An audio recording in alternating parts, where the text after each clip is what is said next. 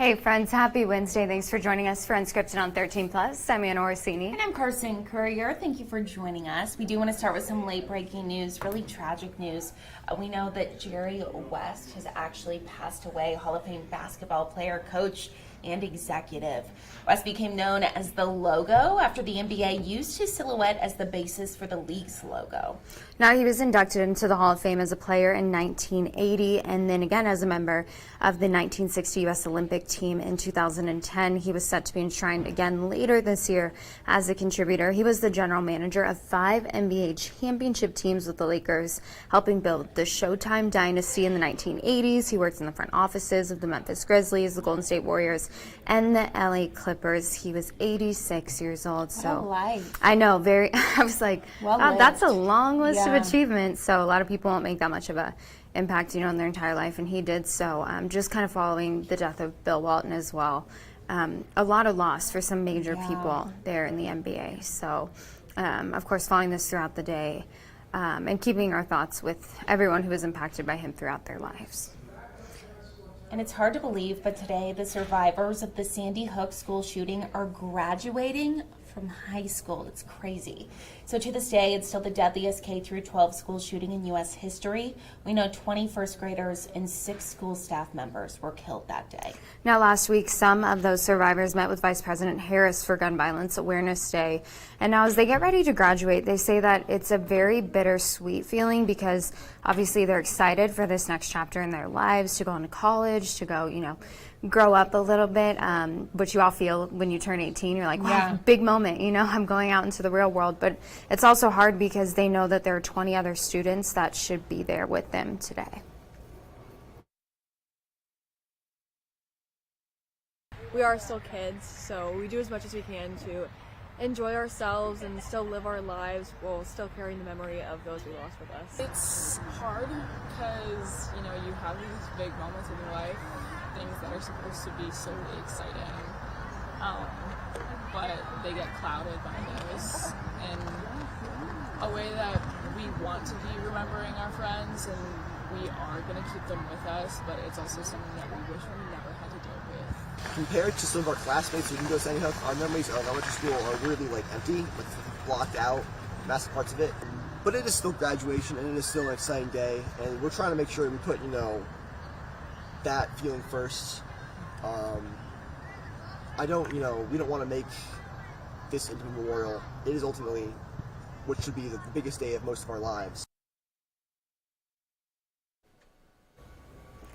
Now, Newtown High School's graduating class of 2024 will be wearing green and white ribbons on their graduating gowns. Each is inscribed with "Forever in Our Hearts" to remember the children and the adults who were killed that day back in 2012. So, of course, thinking about them today as they head into their graduation, just very tragic and crazy to think that much time has gone by. Exactly. Oh my goodness, feels like yesterday. Well, here at home, the story of the day, we are taking a live look outside on this 13 First Alert Action Day. Rumor has it we could see the hottest day of the year so far. So, of course, we got to bring in 13 First Alert meteorologist Mallory Schnell this morning. Mallory, it's that time of year. 110, guys. What's going on, Mallory? Mid-June. Mid-June. It's just the thing. We were talking about it this morning. We were like, so why do people do this? Why do they live here long term? Because 3 months of this is so much better than 5-6 months of gray, gloomy winter. Yeah. And we talked about it during December, February, January. Those months were it's so bad. Other parts of the country, Buffalo, they can't even get out of their homes because of the snow. So this is the price that we have to pay. It's like reverse hibernation. Right. It's the time of year where we have to stay indoors, try to come up with those fun activities for the kids this time of year as well. Because, it's going to be hot. That excessive heat warning is still in place today and tomorrow through 8 p.m., So you can take a look at that here. This is still in effect for all the really lower elevations of southern Arizona with high temperatures anywhere between 100 100 and 111 degrees. You can see today's forecast even in Cochise County. Bisbee, typically, a cooler spot thanks to elevation. It's a mile high, but we're talking 99 this afternoon in Bisbee, 103 in Wilcox, 102 in Sierra Vista, and 105 in Douglas. Today elsewhere, 110 certainly possible in Tucson today, 100 in Oracle, 105 in Nogales, 107 in Green Valley. So hot pretty much all across the board. And I'm showing this because we have that potential of reaching 110 today. The historic average is June 28th, but 110 is actually not a temperature we necessarily reach every year in Tucson, believe it or not. In the last 5 years, the earliest June 12th, that would be today's date, and in 2019, that was the latest of the last 5 years, our first 110 on July 16th. Then you see your forecast highs here staying between about 107 and 110 today through the weekend. Our climate normal is 101 to 102 for this time of year. So running a few degrees above that, of course.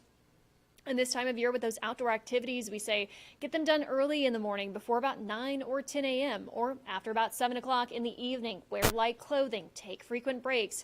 If you have to be outdoors, as you know, you need to stay hydrated. By the time you feel thirsty, you're likely already dehydrated. Very easy to get dehydrated in this dry heat. Wear sunscreen because that UV index still very high to extreme, and always look before you lock. Of course, it's never a good time this time of year to keep kids or pets in the car unattended for any period of time because those cars heat up even more quickly. And of course, our temperature is already that higher jumping off point in the triple digits this time of year, getting awfully close to 110. Now, we are just a few days away from the official start to monsoon, June 15th through September 30th. But unfortunately, I don't have any signs of monsoon life in our extended forecast. We are looking to stay dry with just lots of heat and sunshine the next 7 days, showing any kind of moisture staying far off to our north and more so off to our northeast.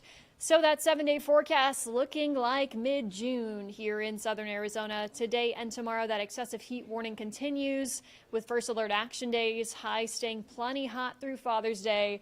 Once again, most of us staying dry, unfortunately. We shave off a couple of degrees Monday and Tuesday of next week with low temperatures for us staying in the 70s. We say a little bit of relief.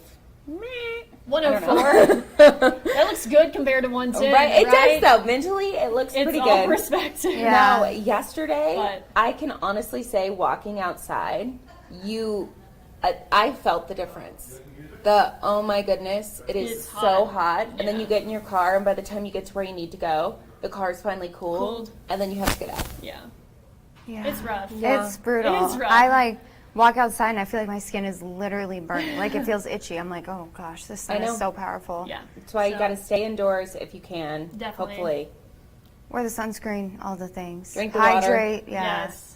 Very, very important. It's super important. So try to stay cool. I know it's tough, but this is our life for the This is our life. foreseeable future. This is- So, yeah, this is until it. monsoon really kicks in. but then Okay. good news is we can look forward to fall and winter. There we go. Perfect. There we go. Positive outlook. Light at the end of the I tunnel. like it. Perfect. Thank you, Mallory.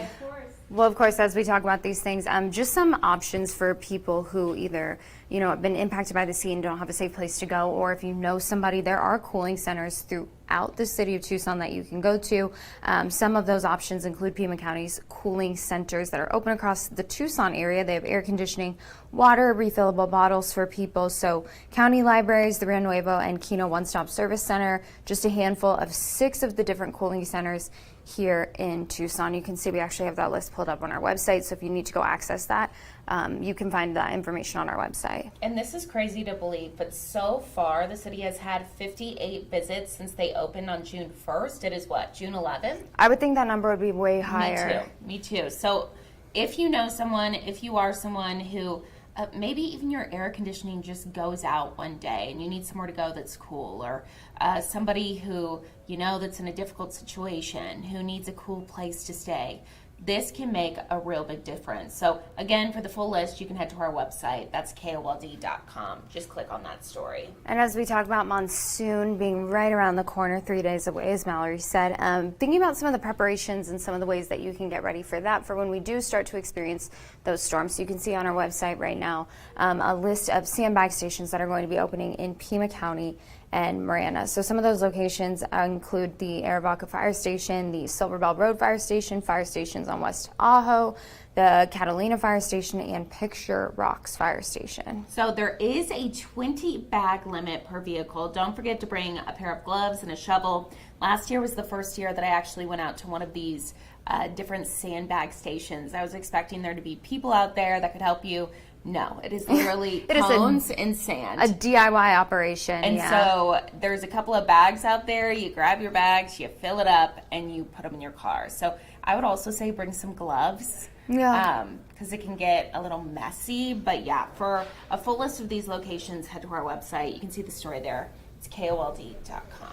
And of course, as we talk about this heat, a big question that a lot of people have is like, what do I do with my kids during the summer? I wonder that, like parents who are staying home with their kids, how do you find ways to entertain them if you don't have access to a pool, or you're not heading up somewhere cool like Mount Lemmon? Well, this is really cool. So Banner is offering this program where it's like camp scrubs. So it's for middle school students in 7th and 8th grade, so they can kind of learn more about nursing and healthcare careers. Which is awesome, especially right before high school. And I mean, I would say that's so early to already be thinking about your career. So a lot of kids are on top of it. And if you know your child is interested, definitely something that you want to look into. So our very own Jack Cooper has all the details on what you need to know about this year's camps.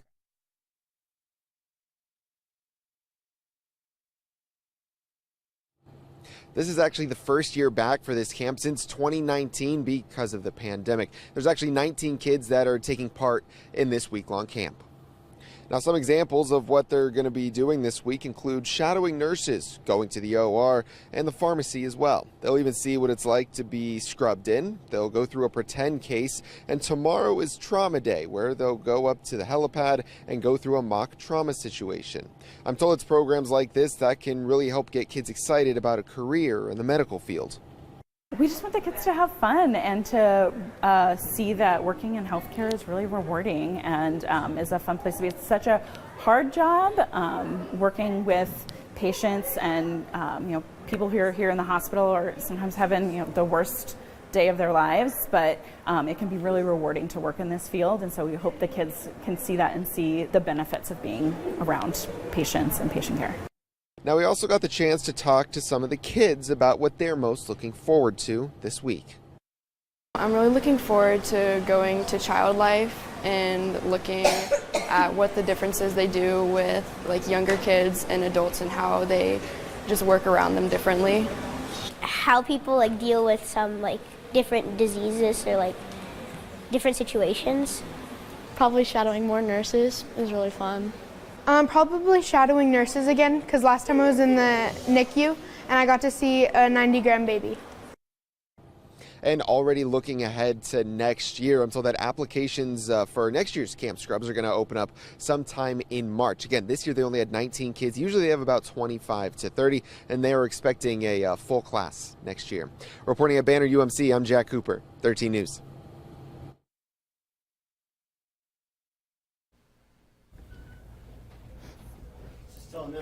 And in the midst of inflation, it looks like Starbucks, oh, this is exciting, is joining the value menu wars. So its new pairings menu will allow people to select a beverage and a snack at a lower price. So you have a $5 option and a $6 option. So the $5 is any tall coffee or tea iced or hot and a butter croissant on the side. And then $6 is any tall coffee or tea iced or hot and then a choice of any breakfast sandwich. So I feel like, when you think about the prices for a drink, I don't know how much talls are, because usually I'm going grande or venti. Yeah, me too. For a venti, cold brew coffee, for me it's typically $7. Mm-hmm. So to get the food with it, I think This is a good deal. Yeah, but you're just going to have to kind of downgrade the drink size if you're one of the big drink size people. But it's not just Starbucks that's doing this. A lot of people, we've talked a lot about how people are saying that fast food is getting more expensive, so they're kind of not able to afford it. A lot of people are cutting it out as we do see this inflation. So Wendy's, McDonald's, other fast food chains also kind of offering these new value deals to entice customers who are worried about those fast food prices. Yeah, so go check it out. Yeah, I mean, why not? I haven't changed any of my spending habits at Starbucks. So that's just me. Well, take a look at this. A lot of talk online about this specific thing, and I hate talking about this because I hate the hot dog eating competition. I think the hot dog eating competition is actually foul. Yeah, I do It remember makes me sick to last my year. stomach. We were talking about this on the 4th of July, and I literally gagged on air because I think about the water that they dip the buns in, and it just makes me. Yeah, no, I can't do it. So there are a handful of 4th of July traditions. Obviously, this is one of them. Long story short, so this is Joey Chestnut. If you watch the hot dog eating competition, you know who he is. He has won 16 times, including every year since 2016, which is crazy. But this year, it's going to be someone else because he's being left out of the competition. Now, the reason behind this, kind of a weird one. So he's a spokesperson for Impossible Foods, which launched a plant-based hot dog earlier this year, going against brand exclusivity rules that were connected to the Nathan's competition. So in a statement, Major League Eating said, "We are devastated to learn that Joey Chestnut has chosen to represent a rival brand that sells plant-based hot dogs rather than competing in the 2024 Nathan's Famous 4th of July hot dog eating contest." And that's only part of the statement. And another part of the statement, they actually wrote that he was an American hero, which was an interesting choice of words. Is the statement up on our website? I believe so. Let's see. We'll go ahead and pause this here. I'll go ahead and say what his statement was on social media. So he wrote this actually on X. He said, "I was gutted to learn from the media." So nobody, allegedly, nobody even told him. He learned from social media news outlets that after 19 years, he's being banned from the Nathan's July 4th hot dog eating contest. He said, "I love competing in that event. I love celebrating America with my fans all over this great country on the 4th. I've been training to defend training." Oh, I think it's for crazy. This. I know. Wow. Thoughts? I'm like, if you want to eat 74 hot dogs, do it. Because I don't. And I don't want to watch it. No. But I know that there's people who do watch it, and they do train for this all year round. I mean, it's not a normal human thing to shove 74 hot dogs down your mouth. It's just so gross to watch. I think it's sad for him. I mean, I don't know. There's so much that legally I think goes into this. I haven't seen his contract, so I don't know how exclusive his deals are, and if there's a non-compete clause built into there. I also didn't know that they took this so seriously. Yeah, I didn't either. Well, actually, wasn't there a big scandal maybe a couple of years ago with who could compete, who couldn't? Was there? Something about, I feel like the people who want to do this are diehards. Well, you have to be. Yes. So once a week. You think they actually like hot dogs? No, you have to be disgusted by anything you eat that much. I can't even imagine. I can't do it. No, it's really gross. So yeah, I hope he gets something. The chance to compete, I guess. I don't know. Also, another thing, you would think that all these people are we don't know if they're healthy or not. But yeah. I was not expecting this fit looking man after eating that many hot dogs. If he's training all year round, do you just not eat for a couple of days and you eat 74 hot dogs? I think you have to fast, yeah. And then you don't eat for 3 days? We'll have to look into it. This is a demographic of the population that I'm not super familiar with. I mean, I'm not in my free time looking at, competitive eating YouTube videos because I just nothing we will be doing anytime soon. It's the buns and the water for me that the first time I watched it, and then they look like they don't even chew. Nope, and you can see them falling apart. I can't stand it. Here we go. We're gonna move on to something else. So we're gonna take a look at this because I need a palate cleanser right now. Okay. This is so cute. Okay, so I'm gonna see if I can play this video. So this was in Yellowstone. 5 cubs were caught on camera. Oh, of course, we get the ad. 5 cubs caught on camera with a mom there in Yellowstone. So the thing about this that's cool is that this is the most number of cubs that they've seen in a litter with a mom since they ever started keeping records at Yellowstone. Aww. They said that usually litters are about 2 cubs per mother. Because they have really high mortality rates. Only 49% will end up surviving once they're born. And she's got 5 of them. So right now the question is, and the video will play here in a second, and you can see the bears just being bears. They're like little puppies. Little puppies. Little puppies, little baby dogs, just kind of frolicking along. with their mom. But so the question here is whether or not these are actually, Oh I know, teeny tiny. Look at them, just being naughty. Just driving mom crazy. I know, it's such a cool video. So the question is whether or not these are all her cubs, or maybe if she adopted somebody else's Oh my cubs. goodness. She's got quite the herd there. Oh, and look at her. She's like, She's "Get not back. happy. Get away from These my are babies. my babies." I know, and look at them, just careless. That's us with our dogs. Yeah. Not a care in the world, and they're, just rolling in the grass, and here we are standing watch. So yeah, I think it's so cute. It's but adorable. they're looking into it to try to figure out who belongs to who and if they're all her cubs. And yeah, she's like the super mom of Yellowstone. I love it. Isn't that cute? Also, just like what a beautiful sight. I know, and it's nice seeing them somewhere where like there's no buildings and there's no campsites. Like bears and cubs in the wild? Like out in the wild? Mm-hmm. Yeah, when I was in Alaska and in Colorado growing up, we would see bears like occasionally. I haven't come across a mom and her cubs. Yeah, I no. wouldn't want to come across a mom and her cubs. Yeah, no. I was with Ruben. Ruben's our photographer. You can trust a little bit of what he says. He told me that when we were driving up to Mount Lemmon, he saw one on the side of the road, but he might have just been lying. He tells me every single day I walk in, if he walks out before me, he'll be like, watch out for the snake. And there's never a snake, but every single time I'm like, what snake? So he could have seen a bear, maybe not, but yeah, very cute. Very cute. Very, Adorable. very cute. So Mother of the Year goes to this gorgeous grizzly in Yellowstone. Well, taking a live look outside, another hot day ahead of us. Don't forget, we are under that excessive heat warning until tomorrow.